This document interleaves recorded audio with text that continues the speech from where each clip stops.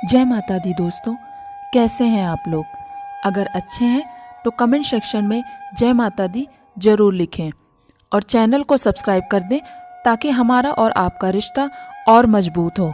गणेश भगवान आपके परिवार की और आपकी रक्षा करें। जय माता दी।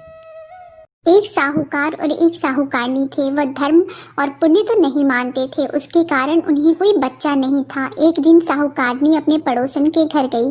उस दिन संकट चौथ का व्रत था। वह पड़ोसन संकट चौथ की पूजा करके कहानी सुन रही थी। साहूकारनी ने पड़ोसन से पूछा, तुम क्या कर रही हो? तब पड़ोसन बोली, आज संकट चौथ का व्रत है, इसलिए कहानी सुन रही हूँ। तो साहूकारनी बोली कि चौथ का व्रत करने से क्या होता है? पड़ोसन ने कहा कि इस व्रत को करने से अन्न, धन, सुहाग, पुत्र सब की प्राप्ति होती है। तब साहूकारनी ने कहा कि यदि मेरा गर्भ रह जाएगा तो मैं 1.25 सेर तिलकुट करूंगी और चौथ का व्रत भी करूंगी। श्री गणेश भगवान की कृपा से साहूकारनी के गर्भ रह गया तो वह बोली कि मेरा लड़का हो जाएगा तो मैं 2.5 सेर तिलकुट करूंगी। कुछ दिन बाद उसका लड़का भी हो गया तो वह बोली कि हे चौथ भगवान, मेरे बेटे का विवाह हो जाएगा तो मैं 5.25 सेर का तिलकुट करूंगी। कुछ वर्ष बाद उसके बेटे का विवाह तय हो गया और उसका बेटा विवाह करने के लिए चला गया, लेकिन उस साहूकारनी ने तिलकुट नहीं किया। इस कारण से चौथ देव क्रोधित हो गए और उन्होंने फेरों से बेटे को उठाकर एक पीपल के पेड़ पर बिठा दिया। सभी कोई वर को खोजने लगे, लेकिन वह नहीं मिला। हताश होकर सभी अपने अपने घर को लौट गए। उधर जिस लड़की से उस साहूकारनी के बेटे का विवाह होने वाला था, वह अपनी सहेलियों के साथ गणगौर की पूजा करने के लिए जंगल में दूब लेने गई। तभी रास्ते में एक पीपल के पेड़ से आवाज आई, आ मेरी अर्धब्याही। यह बात सुन जब लड़की अपने घर आई तो उसके बाद से वह धीरे धीरे सूख कर कांटा होने लगी। एक दिन लड़की की माँ ने कहा, मैं तुझे अच्छा खिलाती हूँ, अच्छा पहनाती हूँ, फिर भी तू सूखती जा रही है, ऐसा क्यों? तब वह लड़की अपने माँ से बोली कि वह जब भी दूब लेने जंगल जाती है तो पीपल के पेड़ से एक आदमी बोलता है कि आ मेरी अर्धब्याही। उसने मेहंदी लगा रखी है, सेहरा भी बांध रखा है। जब उसकी माँ ने पीपल के पेड़ के पास जाकर देखा कि यह तो उसका जमाई है, तब उस लड़की की माँ ने अपने जमाई से कहा, यहाँ क्यों बैठा है? मेरी बेटी को अर्धब्याही कर दी और अब क्या लेगा? साहूकारनी का बेटा बोला, मेरी माँ ने चौथ का तिलकुट बोला था लेकिन नहीं किया, इसलिए चौथ माता ने नाराज होकर मुझे यहाँ बैठा दिया है। यह सुनकर उस लड़की की माँ साहूकारनी के घर गई और उससे पूछा कि तुमने संकट चौथ का कुछ बोला है क्या? तब साहूकारनी ने बोला, तिलकुट बोला था। उसके बाद साहूकारनी बोली कि यदि मेरा बेटा आ जाएगा तो मैं 2.5 मन का तिलकुट करूंगी। श्री गणेश भगवान को प्रसन्न हो गए और उसके बेटे को फेरे में लाकर बिठा दिया। बेटे का विवाह धूमधाम से हो गया। जब साहूकारनी ने बेटे बहू घर को आ गए तब साहूकारनी ने 2.5 मन का तिलकुट किया और बोली कि हे चौथ देव, आपके आशीर्वाद से मेरे बेटे बहू घर वापस आ गए, जिससे मैं हमेशा तिलकुट करके व्रत करूंगी। इसके बाद से सारे नगर वासियों ने तिलकुट के साथ संकट चौथ का व्रत आरंभ कर दिया। हे संकट चौथ, जिस तरह साहूकारनी के बेटे बहू को मिलवाया वैसे ही सबको मिलवाओ। इस कथा को सुनने वाले, कहने वाले और जयकारा लगाने वाले सबका भला करो। बोलो संकट चौथ की जय, श्री गणेश भगवान की जय। सतयुग में हरिश्चंद्र नामक एक प्रतापी राजा थे। वे क्षत्रिय धर्म में प्रवीण, सरल स्वभाव, सत्यनिष्ठ और विद्वान ब्राह्मणों के पूजक थे।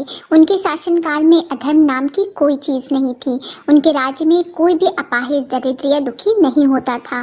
सभी लोग आदि व्याधि से रहित एवं दीर्घायु होते थे। उन्हीं के राज्य में एक ऋषि शर्मा नामक तपस्वी ब्राह्मण रहते थे। एक पुत्र की प्राप्ति होने के बाद ही वे स्वर्गामी हो गए। उनकी पत्नी अपने पुत्र का भरण पोषण भिक्षाटन द्वारा किया करती थी। उस ब्राह्मणी ने माघ मास में महाफलदायी संकटा चतुर्थी का व्रत किया हुआ था।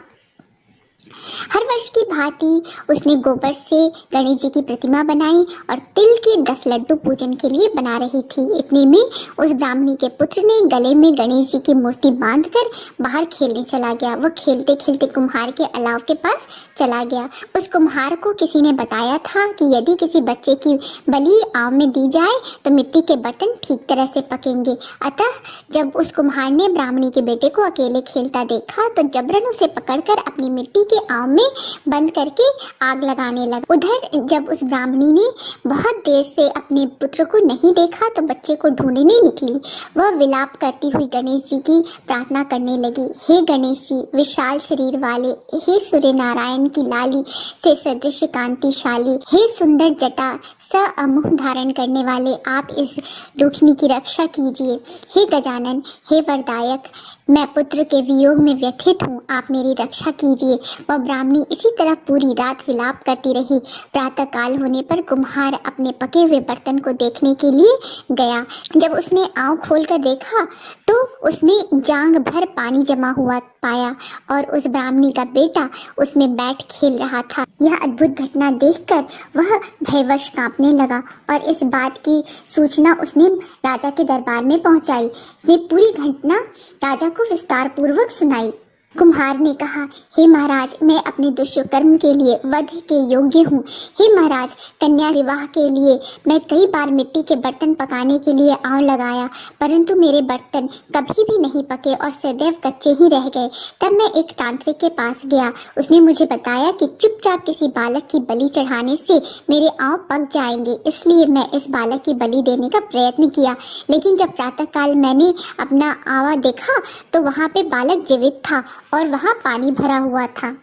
कुम्हार की बात सुनकर राजा बहुत विस्मित हुए और मंत्री से उस बालक की माता पिता को खोजने के लिए कहा। तभी वह ब्राह्मणी अपने पुत्र के खोने की व्यथा लेकर महाराज के दरबार में पहुंची। राज दरबार में अपने पुत्र को देखकर ब्राह्मणी बहुत प्रसन्न हुई और उस कुम्हार को कोसने लगी। राजा ने ब्राह्मणी से पूछा, हे ब्राह्मणी, इस बालक के न जलने का क्या कारण है?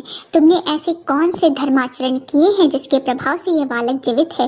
राजा की बात सुनकर ब्राह्मणी ने कहा, हे महाराज, मैंने तो केवल संकटनाशक गणेश चतुर्थी का व्रत किया है, उसी व्रत के प्रभाव से मेरा पुत्र जीवित है। ब्राह्मणी की बात सुनकर राजा ने सारे राज्य में गणेश चतुर्थी के व्रत को करने की घोषणा करवा दी। हे गणेश देव, जिस तरह तुमने ब्राह्मणी के पुत्र की रक्षा की है उसी तरह से सबकी रक्षा कीजिए। बोलो भगवान गणेश की जय। दोस्तों, उम्मीद है आपको मेरा आज का वीडियो पसंद आया होगा। अगर पसंद आया है तो लाइक कर दीजिए, फैमिली एंड फ्रेंड्स के साथ शेयर कर दीजिए और मेरे चैनल को सब्सक्राइब करना मत भूलिए। अब मिलते हैं नेक्स्ट वीडियो में। So thanks for now, bye bye.